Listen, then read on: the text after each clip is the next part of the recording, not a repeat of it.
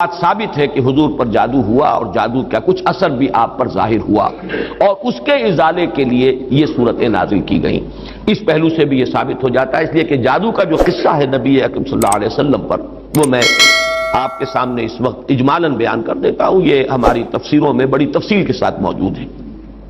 بلکہ مولانا مودودی نے تو تمام روایات کو جمع کر کے اس کا ایک پورا مربوط جو ہے تسلسل کے ساتھ پورا ایک واقعہ مرتب کر کے اپنی کتاب میں تفہیم میں درج کر دیا ہے۔ یہ واقعہ ہے صلح حدیبیہ کے بعد کا۔ صلح حدیبیہ کے بعد جیسا کہ آپ کو معلوم ہے کہ نبی اکرم صلی اللہ علیہ وسلم چونکہ مشرکین عرب کی طرف سے فارغ ہو گئے اور یکسو ہو کر اب آپ نے یہود خیبر میں جو آباد تھے اور جو لوگ یہاں سے گئے تھے مدینے سے، وہ بھی وہیں جا کر آباد ہو گئے تھے اور وہ اسلام کی مخالفت کا ایک بہت بڑا مرکز بن گیا۔ تو صلح حدیبیہ کے بعد آپ نے ادھر کا رخ کیا، یہ تو تاریخاً ثابت ہے، اور اس کے بعد خیبر فتح ہوا۔ لیکن معلوم ہوتا ہے کہ یہود کو، خیبر کے یہود کو پہلے سے اندازہ ہو گیا تھا کہ اب یہ رخ ہماری طرف ہوگا، اب یکسو ہو گئے محمد صلی اللہ علیہ وسلم، تو اپنی پوری طاقت کے ساتھ وہ ہمارے اوپر حملہ آور ہو سکتے ہیں۔ تو انہوں نے گویا کہ پیش بندی کے طور پر یہ کوشش کی کہ ان کا ایک وفد آیا مدینے میں، اور یہ لبید ابن عاصم ایک شخص تھا بنی زریق کا، جو انصار ہی کا ایک قبیلہ ہے بنی زریق، ان میں ایک شخص لبید ابن عاصم منافق تھا، یا یہ کہ کم سے کم یہودیوں کا حلیف تھا۔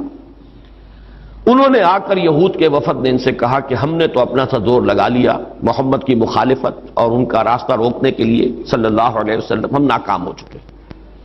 اب تم کوئی آخری کوشش کرو، تم بہت بڑے جادوگر ہو، بہت ہی ماہر ساحر ہو، تو تم کوئی کوشش کرو اور سحر کرو محمد پر صلی اللہ علیہ وسلم۔ اور 3 اشرفیاں پیش کی۔ اشرفی اس زمانے میں ایک بڑی شے کہ یہ ہدیہ بھی حاضر ہے، اب تم کوئی زور لگاؤ۔ اس نے پھر خدمات حاصل کی ایک یہودی لڑکے کی جو حضور کے ہاں اس وقت بطور خادم کام کرتا تھا۔ اس نے کہیں سے حضور کی کنگھی کے 2-3 دندانے جو ہیں وہ توڑے، اور اس میں آپ کے منہ مبارک بھی تھے، جیسے کنگھی کے اندر آپ کو معلوم ہے بال جو ہیں وہ کہیں اڑ جایا کرتے ہیں آخر میں، تو وہ لے کر اس کے پاس گیا، اس پر اس نے جادو کیا۔ اس کا میں بعد میں عرض کروں گا کہ یہ جادو کا یہ معاملہ جو ہے اس حوالے سے کہ یہ کیا ضرورت ہے کہ بال ہوں اور اس کے حوالے سے جادو کیا جائے، اس کی بھی آج کے اعتبار سے بعض حضرات شاید سمجھتے ہوں کہ یہ بالکل بے تکی باتیں ہیں، لیکن اب جہاں تک سائنس پہنچ چکی ہے ان تمام باتوں کی توجیہ اب بالکل سمجھ میں آنے والی ہے، اس لیے کہ یہ کسی شخص کا، اس کے جسم کا ایک حصہ، بال بھی انسان کے جسم میں سے اگ رہے ہیں، اس میں بھی جو سیلز ہیں ان میں جینز ہیں، اور ہر شخص کے کچھ جینز ہیں جس کے حوالے سے اس کی شخصیت کا تشخص ہے، اس کی انفرادیت ہے، وہ ان جینز کے حوالے سے ان کے واسطے سے اس شخص کے ساتھ ربط قائم کرنا، جو بھی قوتیں ہیں، یا وہ جنات کے ذریعے سے، ارواح خبیثہ جنہیں ہم کہیں گے ان کے ذریعے سے، یا کوئی اور شکلیں ہو سکتی ہیں، ریڈیشن مختلف قسم کے۔ آج تو سائنس جو ہے جہاں تک پہنچ چکی ہے، وہ ریڈیشنز کی کتنی قسمیں ہیں اور کہاں کہاں سے وہ ریڈیشنز پہنچتی ہیں اور کیسے کیسے اثر انداز ہوتی ہیں، یہاں تک کہ بالکل ابتدائی دور جو ہے عہد اول جسے بگ بینگ کہا جاتا ہے آج کل، اس وقت کی ریڈیشنز بھی آج تک آپ خلا کے اندر جو ہے وہ تلاش کرتے ہیں اور وہ مل جاتی ہیں۔ اس پہلو سے ان چیزوں کے ذریعے سے، لیکن یہ کہ شخص معین تک اس بات کو پہنچانے کے لیے غالباً اس کے وجود کا کوئی حصہ، اور ظاہر بات ہے کہ ہر شخص کے بال اس کے وجود کا ایک جز ہے، اسی میں سے وہ برآمد ہوئے۔ بہرحال اس پر وہ جادو کیا گیا،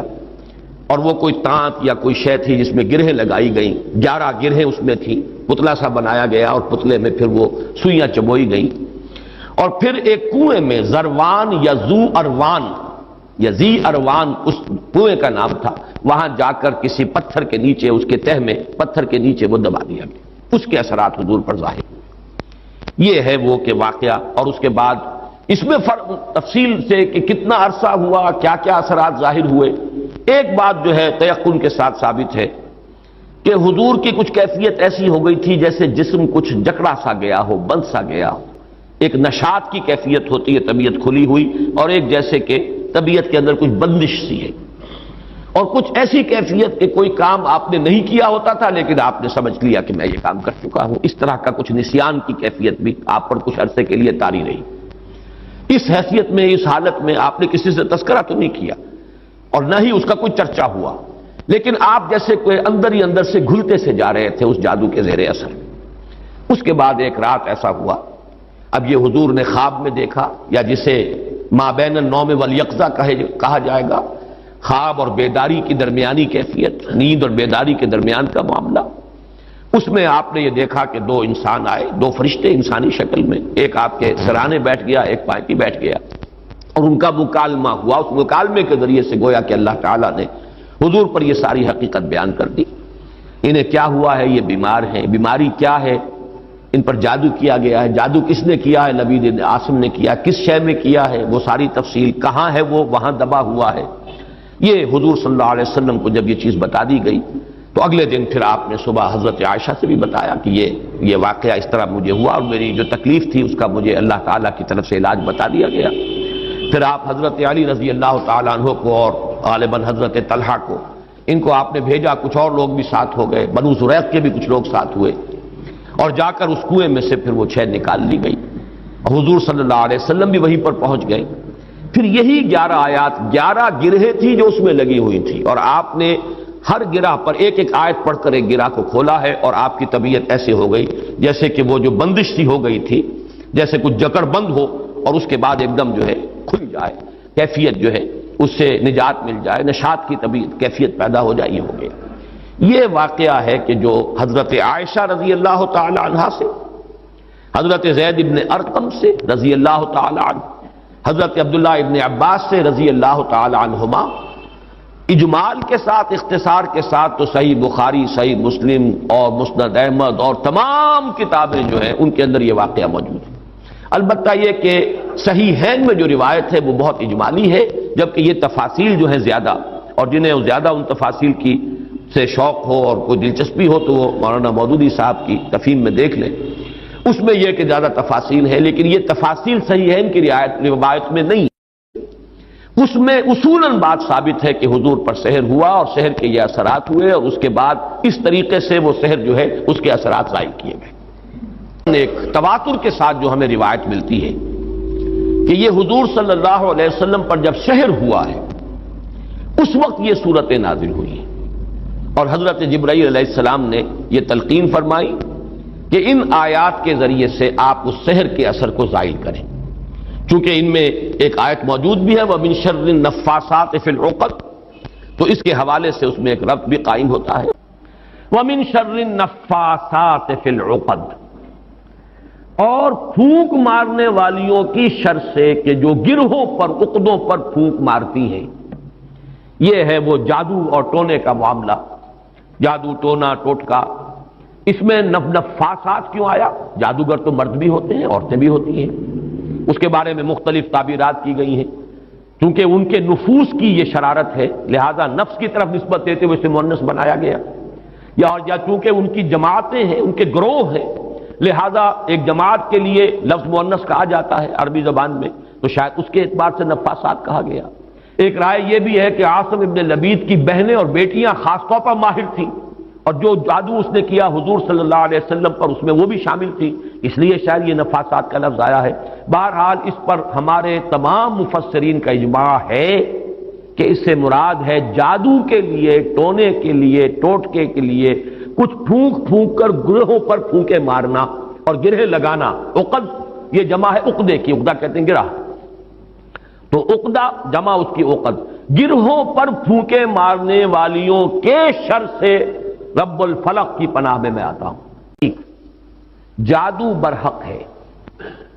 کلمات کی تاثیر ثابت ہے،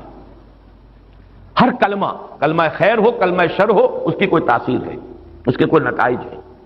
اور اس کے نتائج نکلتے ہیں۔ جیسے کہ جسمانی کسی کو زخم لگایا جائے،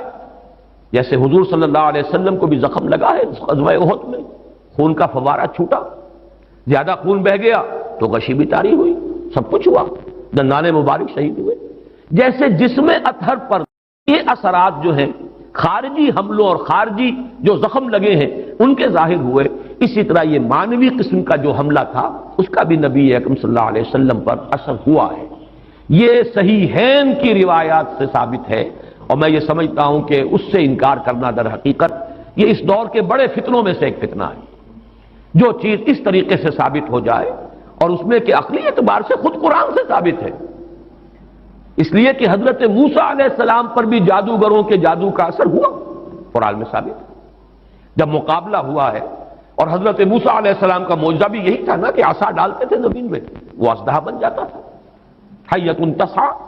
سانپ ہے ہلنے والا چل رہا ہے، اور وہی کچھ انہوں نے کر کے دکھا دیا عارضی طور پر۔ جادوگر آئے، انہوں نے اپنی چھڑیاں اور اپنی رسیاں پھینکی اور وہ بھی نظر آئے، سب کو نظر آئے کہ جیسے سانپ ہے چل رہے، جیسے سب کو نظر آئی حضرت موسیٰ کو بھی نظر آئی۔ جیسے نظر بندی آپ کہتے ہیں، نظر بندی سب کی ہوئی تو حضرت موسیٰ کی بھی ہو گئی۔ عصمت انبیاء سے یہ کوئی شے بعید نہیں ہے، معلوم ہوا کہ قرآن سے ثبوت مل رہا ہے۔ اور جیسے حضرت موسیٰ علیہ السلام کے بارے میں تو یہاں تک ہے فَأَوْجَسَ فِي نَفْسِهِ خِیفَةً موسیٰ، ایک خوف پیدا ہوا اندر، اور خوف جو ہے بالکل سمجھ میں آتا ہے، معقول بات ہے، منطقی بات ہے کہ فوراً یہ اثر ہوا ہوگا کہ یہ تو وہی کچھ انہوں نے کر کے دکھا دیا جو اللہ تعالیٰ نے مجھے عطا فرمایا تھا معجزہ۔ دیکھنے والوں کو تو وہی کچھ نظر آ گیا، فرق کیا ہوا؟ ڈگری کا فرق رہ جائے گا شاید، لیکن یہ کہ جب اللہ تعالیٰ نے فرمایا ہے موسیٰ لا تخف انک انت الاعلی، گھبراؤ نہیں، تم ہی جیتو گے، تم ہی سربلند رہو گے، گھبراؤ نہیں، خوف محسوس نہ کرو، ذرا جو تمہارے ہاتھ میں اسے ڈالو تو صحیح، الق ما فی یدک الق عصاک، دیکھو۔ اور اب اس اژدہا نے جو حضرت موسیٰ کے عصا سے بنا ہڑپ کر لیا ان تمام سانپوں کو جو نظر آ رہے تھے، تو معلوم ہوا کہ یہ جادو تھا، اور یہ جادو نہیں کوئی اور شے ہے۔ اور یہ بھی میں نے بارہا عرض کیا ہے کہ یہ بات، یہ حقیقت بھی منکشف انہی پر ہوئی جو جادوگر تھے، دوسرے والوں کو تو دیکھنے کو یہی پتا چلا ہوگا یہ بڑا جادوگر یہ چھوٹے جادوگر، اور کیا، بڑا جادوگر غالب آ گیا، چھوٹے جادوگر جو ہے نا ہار گئے۔ بڑے جادوگر کا نے جو جادو پیدا کیا اس نے ہڑپ کر لیا چھوٹے جادوگروں کے جادو کو، تو زیادہ سے زیادہ ان کے ذہن میں تو یہی بات آئے گی، لیکن جادوگر جانتے تھے یہ شے کچھ اور ہے، یہ جادو نہیں ہے، اس لیے کہ ہر ماہر فن اپنے فن کی لیمیٹیشنز کو جانتا ہے۔ تو حضور صلی اللہ علیہ وسلم پر بھی یہ ہوا ہے، باقی مختلف لوگوں نے مختلف طریقے سے اس کی نفی کی ہے، مذاق اڑایا ہے، اس پر یہ کہہ دیا کہ اس سے تو پھر نبی کی عصمت جو ہے وہ ختم ہو گئی۔ لوگ جو کہتے تھے کہ یہ جادوگر ہیں، گویا کہ ان روایات اور ان احادیث کو ہم قبول کر لیں تو جادو کا اثر ہو جانا ثابت ہو گیا، حالانکہ اس میں بھی بڑا فرق ہے۔ وہ کہتے تھے جادوگر کس معنی میں کہ یہ خود جادو کر رہا ہے، یہاں یہ کہ جادو کا اثر آپ پر ہوا ہے، اور وہ بھی اثر اس درجے میں نہیں ہوا کہ جس سے آپ کی عصمت مجروح ہو جائے اور غیر معتبر ہو جائے، اس لیے کہ اس کا کسی اور کو تو پتہ ہی نہیں چلا، گھر والوں کو بھی اندازہ نہیں ہوا، صرف حضور نے اس کیفیت کو محسوس کیا ہے، اور وہ بھی صرف دنیاوی معاملات میں۔ کسی نماز کے بارے میں یہ نہیں آیا کہ حضور نے نہ پڑھی ہو اور آپ کو یہ گمان ہو گیا ہو کہ میں پڑھ چکا ہوں، نہیں، البتہ یہ کہ تعلق زن و شوق، میں اپنی فلاں اہلیہ کے ہاں ہو آیا ہوں لیکن آپ نہیں گئے، اس طرح کا کچھ معاملہ، انسانی معاملات، خالص بشری تقاضوں کے ضمن میں، بشری معمولات کے ضمن میں تو یہ اثر ہوا ہے کہ آپ نے کوئی کام نہیں کیا لیکن خیال یہ کیا کہ کر لیا ہے۔ باقی یہ کہ جو کار نبوت ہے یہ ہے محفوظیت، اللہ تعالیٰ نے اس جادو کے اثر سے بھی جو آپ کا فرض منصبی ہے، آپ کے نبوت و رسالت کے جو پہلو ہیں ان کو محفوظ رکھا ہے، اس زمانے میں بھی، اس دور میں بھی جبکہ آپ پر یہ جادو کا اثر تھا۔ بہرحال جادو برحق ہے، البتہ جادو کرنا کفر ہے، زہر میں تاثیر ہے، کسی کو زہر کھلانا یہ بہرحال جرم ہے، یہ قتل عمد ہے،